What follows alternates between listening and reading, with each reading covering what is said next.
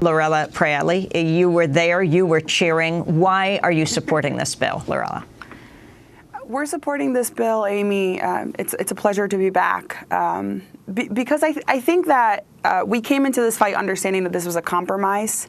And that we don't not necessarily support all compromises, but we were looking at whether or not this bill protected what was at the core of the compromise. And that was really to make sure that people have a pathway to citizenship, that 11 million members of our community are able to step out of the shadows and to be on that pathway. And we were looking at key parts. We were looking at the family reunification piece. We were definitely looking at the pathway to citizenship. We were looking at the Dreamer provisions. And so at the end, we had to make a very hard calculation and a very difficult decision, especially because we have a community that's outraged by the Hoeven-Corker deal and the kind of overdrive of border militarization. But that's why we were in this. We understand that this is not a fight of only 2013, but it's a very long fight to secure justice and dignity and respect for our communities. And so this is kind of where we are now, and we're definitely gearing up to continue this fight. And Fernando Garcia of the Border Network for Human Rights, this is the cost of this bill is really astronomical. I mean, it started out as a $5 billion for border security. Now they're talking $46 billion. And clearly a lot of these defense companies that are losing military contracts now have a new field day now in border security. Yes, Juan and Amy, this is a historic moment, I would say, but also a very difficult moment for border communities. And I heard Early saying that this is an increased border enforcement. Well, let me say that that's not necessarily the case. This is the acceptance of militarizing our border communities. It's not just an additional few staff or additional resources. It's a massive endeavor at the border. I mean, we're talking about doubling Border Patrol members from 20 to 40,000. I mean, just to put this in context, the only other border that has more than 40,000 or close to 40,000 armed soldiers in there, it is the North Korea and South Korea. So we're going to have one of the most militarized borders in the world. And in the case here is that you don't have a conflict with an ally nation like Mexico. So there is compromises and there is compromises.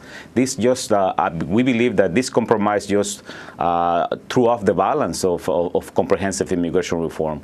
Believe me, we have been fighting for more than 15 years for legalization, family unification, but this just went overboard. I mean, this is a very high price to pay for border communities. This is Republican Senator Bob Corker describing the border security amendment he co-sponsored with Senator John Hoeven that was part of the bill that passed Thursday.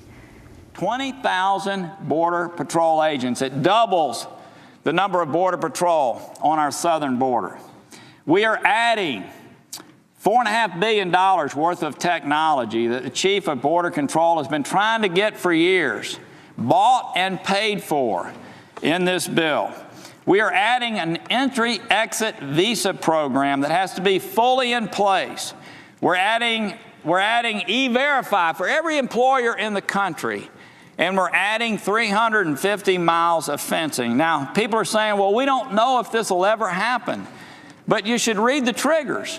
If it doesn't happen, nobody gets a green card, okay? And every American can see whether this has happened. So, Lorella Praeli, respond to that, and also to the fact that this is only the Senate version. Whatever, if something comes out of the House, it's bound to be worse than this bill that's being passed right now by the Senate.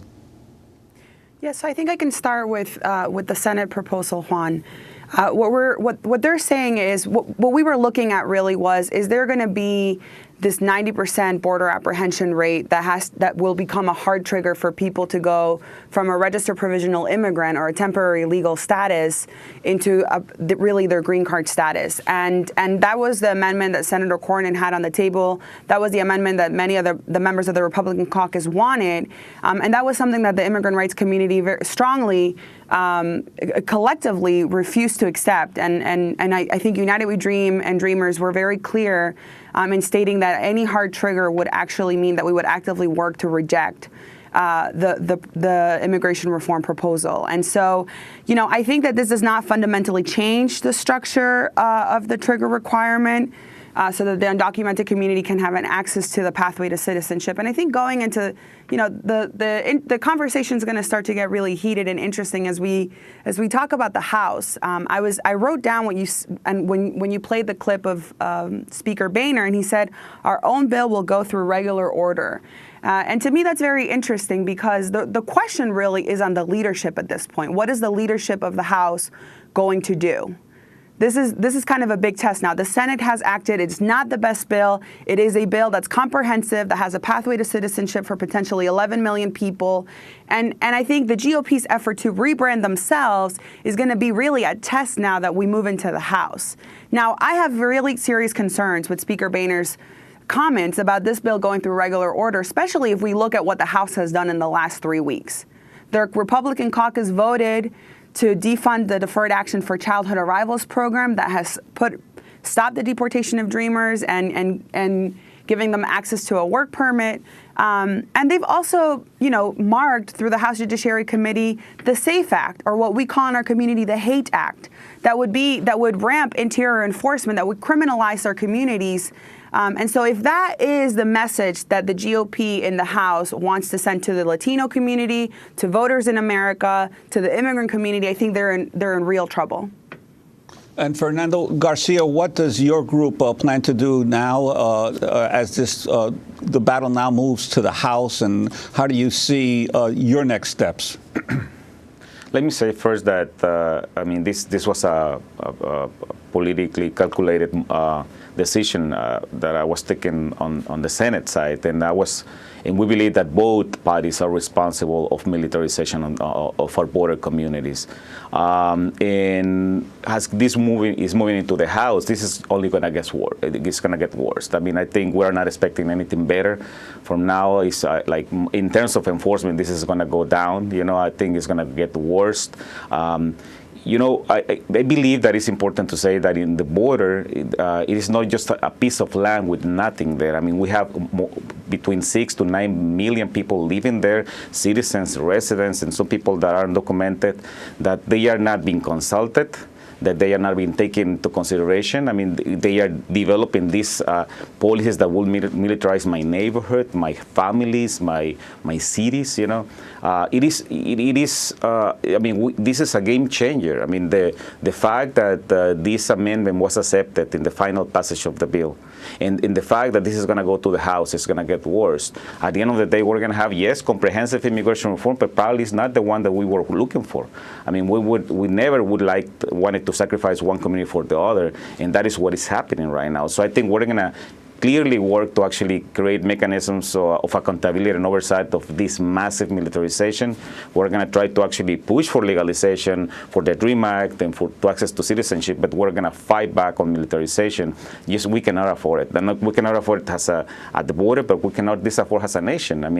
What is the message that we're sending to the rest of the world that the only way that we can move into having immigration reform and accepting immigrants is militarizing a sector of our American communities, a piece of American soul? I think that is not the way to go.